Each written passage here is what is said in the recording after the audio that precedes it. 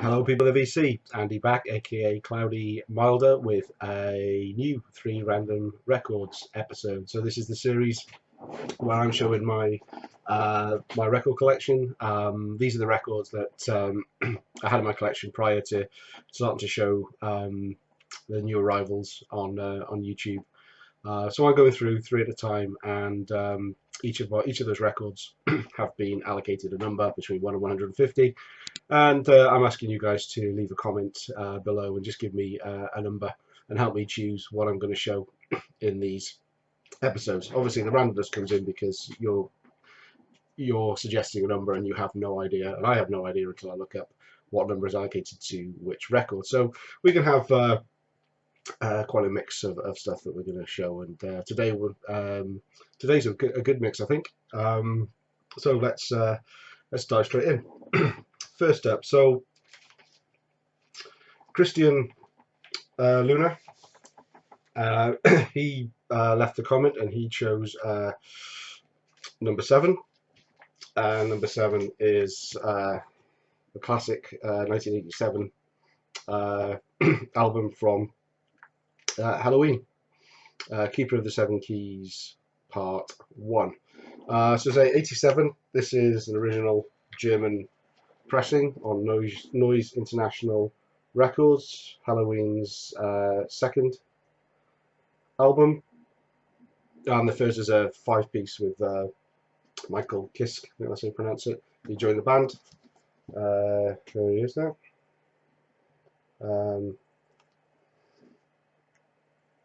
So this is, this is quite a iconic album in that a lot of people seem to think that, and probably rightly so, that this spawned the whole sort of power metal genre at the time. Very, very good album. Don't think there's any filler on here at all. Even the slow tracks, also that A Tale That Wasn't Right. That's done really well. That really shows off Michael's vocals, and considering he was only about 18, I think, when he joined the band at the time, his voice is really powerful. He can hit the high notes. He can hold the notes, and it's just his voice really suits the band probably more better than Kai Hansen did on the first album previously. So yeah, my favourite tracks on here, probably Future World. There's a 30-minute epic self-titled named Halloween. Oh, not named Halloween. There we go. I also assumed the track was called Halloween itself, but it's Halloween. Well, there you go. You'll learn something new on your own videos.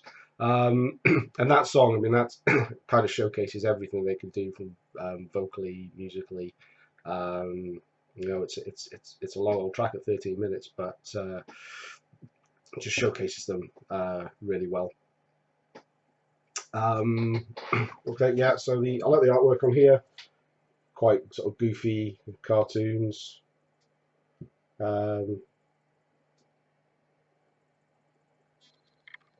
It's nice with the lyrics on. It didn't come on a plain white sleeve, so there's the inner.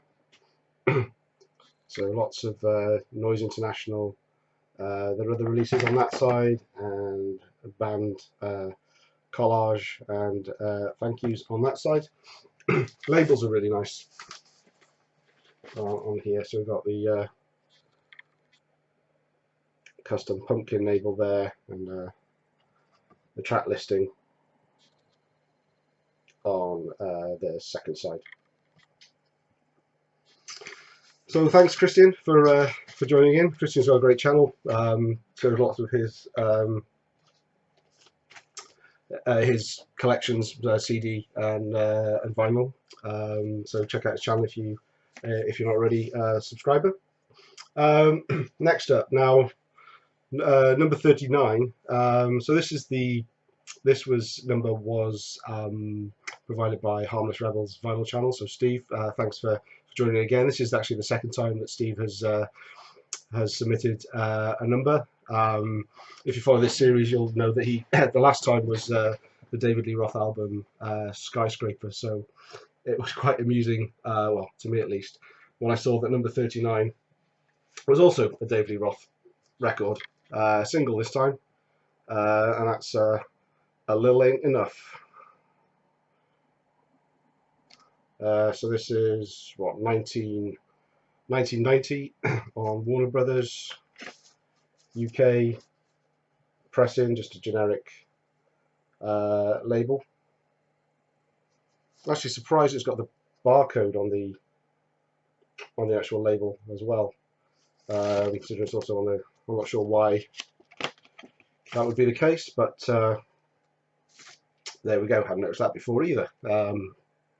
Yeah, so this is taken from the forthcoming album in 1990, A Little Late Enough.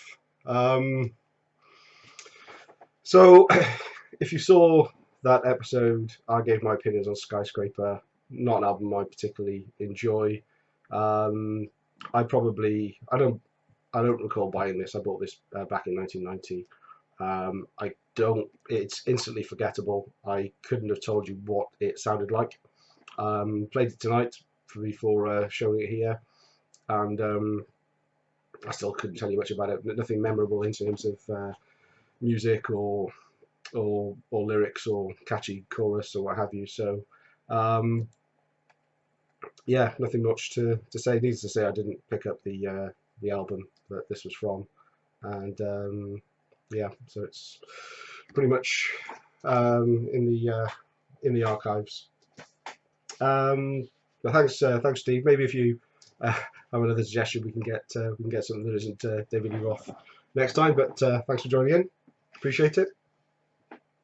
And the last one. So this was number 95, and this was number was submitted by Nasty Metal Productions. Check out his channel. He's having a US power metal month at the moment, so he's doing lots of reviews, and the guy knows his metal. So check out his videos. So what is number 95? Number 95 happens to be one of my favourite albums that I've got in my collection, and this is a band that completely passed me by in the 80s. I don't think I'd ever heard of them, so much so that when I came across this record in a shop, so I bought this back in June 2014 from Unknown Pleasures record shop in Edinburgh.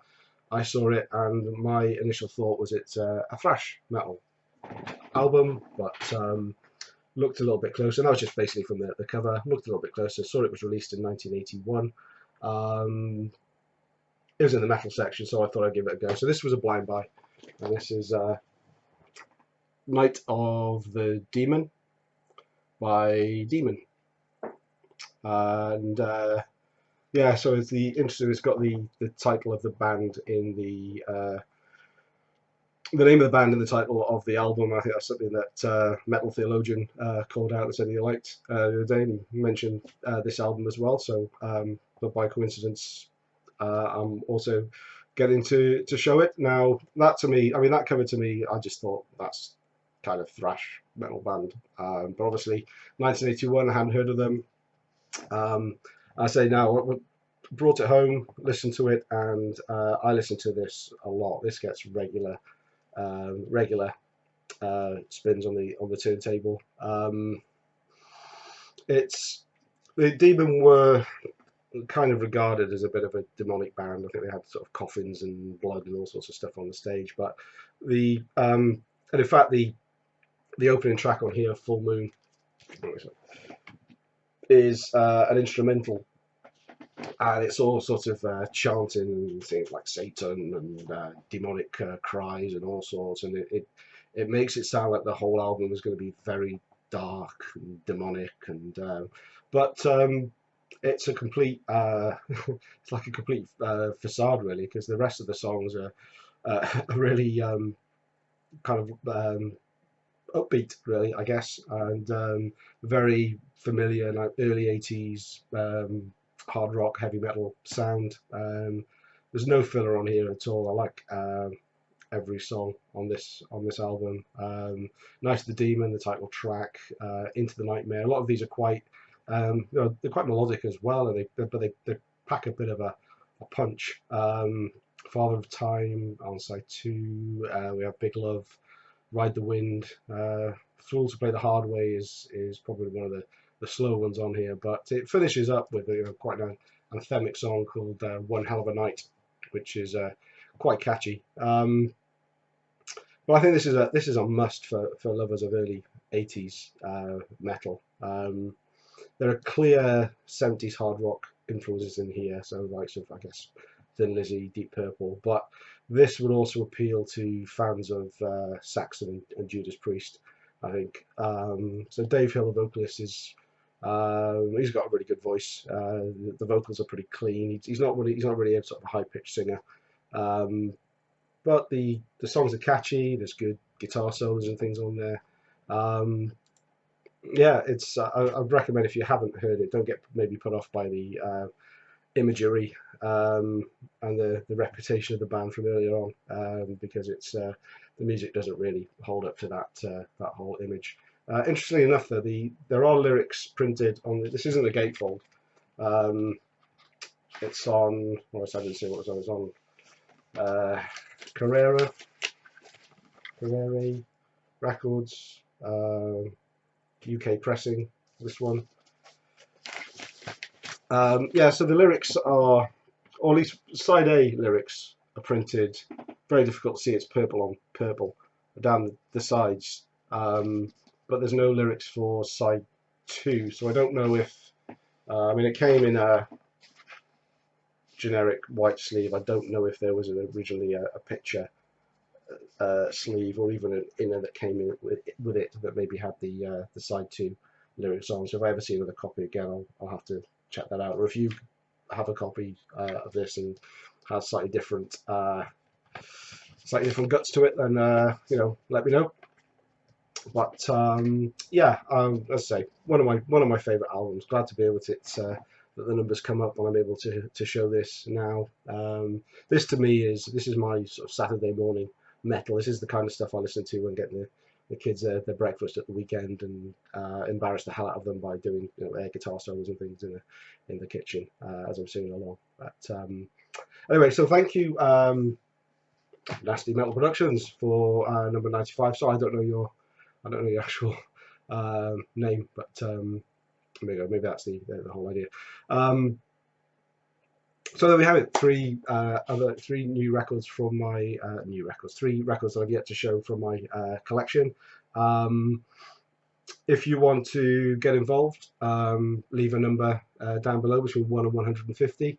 The numbers that have already been selected are in the description below, so do have a look at that through. Otherwise, we're going to have to have a bit of correspondence and try and get you to pick another number. I've actually set up a blog post web page that kind of shows all the records that have been shown so far and all the numbers that haven't been picked. So hopefully it'll be a bit easier. So I will put a link to that below. Check that out. And feel free to leave a comment on there as well if you want. But definitely leave a comment. Leave a comment here. Tell me what you think about these three. Yeah, so there'll be another one of these coming in the next week or so. I think I have enough numbers for the next episode already, but don't let that stop you if you haven't put a number in so far.